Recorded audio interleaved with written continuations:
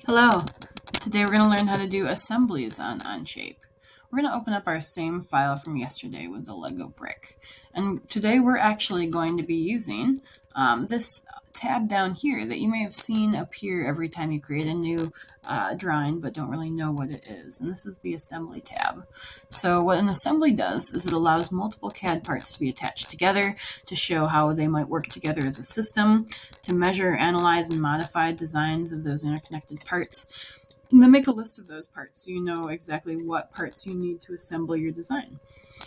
The system that we're going to be making today is a system of 2 Lego bricks, which is why you want to open the file from yesterday. And I just modified its name to be 3-1 and 3-2 so I can have both of them. So our first step is going to be to add the Lego to this brick project. So I'm going to click Insert. And then these are like the things I've drawn that are in the different tabs. You can see this one's like a cylinder, this one's like a vase, and this one's like my Lego. So I'm going to click and add my Lego right here. Wherever I click is wherever it will be placed.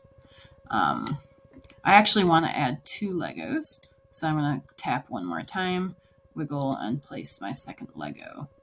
You might see that mine is called Lego 1 and Lego 2, but yours might not be. You might just say Part 1, 1 and Part 1, 2. In order to change that, what you want to do is go to the actual part of the Lego that you did down here. For me, it's Part Studio 3. And right over here on the part, you can click it and rename it. Maybe it was Part 1 before, and maybe you want to name it Lego. As you get bigger assemblies with more and more parts, it's really helpful to specifically name each part instead of just leaving it as generic Part 1. So now we have 2 Lego bricks. Both of these bricks can wiggle. So if you click on each of them, you should be able to click and move and wiggle it around. We actually want to fix one of these bricks into place to restrict all the degrees of freedom of the part, which allows it to not move. And that's really important because we want one of these objects to be fixed so that the other part can move in relation to it. If both of them are able to move, it's really hard for OnShape to process that. So I'm going to choose the first one that I placed, which is my Lego 1. And I'm going to right click and say Fix. And you can see that this little symbol appears next to it as well as this symbol here. This symbol shows that a part inside this assembly is fixed, and this indicates exactly which one is fixed. You may notice that as you clicked on this part, or now as you click on this part, that this little doohickey appears. This is called your triad manipulator, and this allows it to move up and down, left and right, or side to side inside the window. You can also rotate, so each of these here allows it to spin on its axis.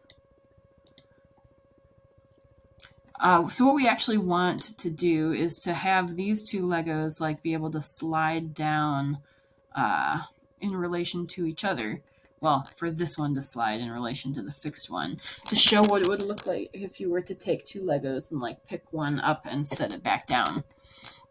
So these are all of our different mate options. You can see over here on the left, there are instances, which are the different parts in our assembly. And down here, these are the different mates. These are the different choices of mates that we have in OnShape. You can fix 2 things or fasten 2 things in relation to each other to keep them from moving. You can allow 2 things to rotate or slide or move past each other in a plane, like flat. You can cylindrical, or pin slot, or ball, or parallel, or tangent mate. And we'll learn a lot about these in the coming weeks. Before we get started attaching these as a slider, though, I want to give you a little demonstration about what a mate connector is. So you don't have to do this. This is just my little demonstration. But as, let's say I were to fasten these 2 things together. So when I click Fasten, it wants me to select a mate connector. And you can see as I hover over this object that there's this little circly bit that's appearing. And it's showing me the axes, X being the red, green being the Y, and then blue being the Z. And whatever I click, this mate connector is going to connect to the other Lego in the spot where I put its mate connector. So for example, if I want these 2 to butt up next to each other like this, what I would do is I would select the center of this face and the center of this face. And you can see that the spot where I clicked the make connectors is the spot where they would butt up to each other, just like that. And you can see that they're fastened in relation to each other. They don't move. If instead I were to click, for example, instead of clicking the center, I was to click the bottom of one and then the top of the other, you can see that they would connect like this, bottom to top. So this is just showing you that wherever the make connector is placed, that those are like the two things that are like gonna butt up against each other. And that's really important for this Lego, because if I want these two to like fully slide into each other, for example, I don't want to click the top of this Lego and then the bottom of this surface. Because if I click, because if I do so, you can see that they're not going to nest. See how they're going to like sit on top of each other and like hover like that? I want to make sure that when I'm making this connection, that I am not clicking the top of the nub, that instead I'm clicking like this surface right here, which is like this line. And that's what's going to allow them to nest. So to allow them to nest instead of a fasten mate, and this is where we're going to go back to the actual lesson, I want to add a slider.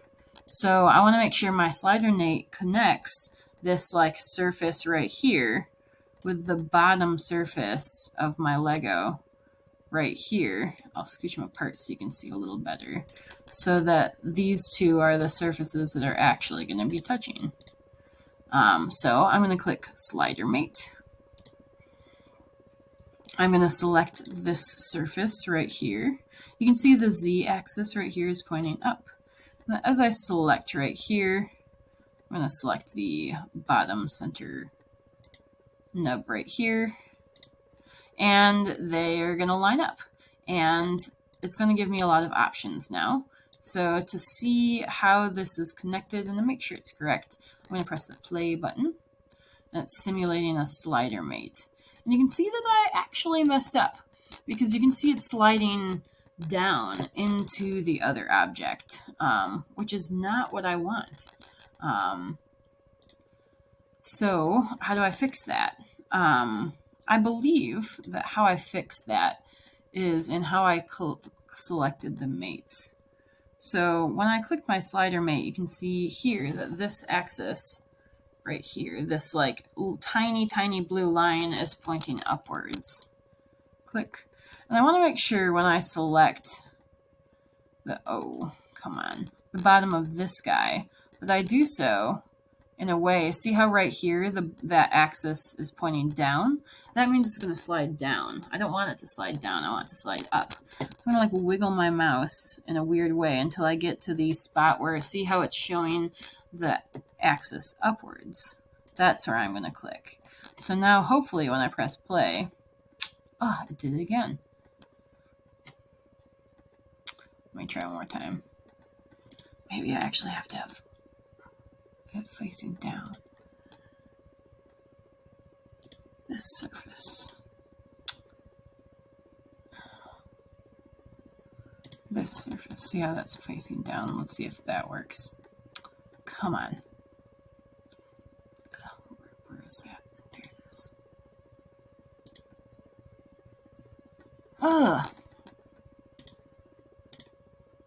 Alright, I figured it out. So, see how it moves downwards? Here's the way to fix it. What we want to be able to do is use a limit to make sure that the part doesn't mash together. And normally, you'd imagine that you'd put the minimum amount for it to mash together as 0, and the maximum amount for it to mash together as 20.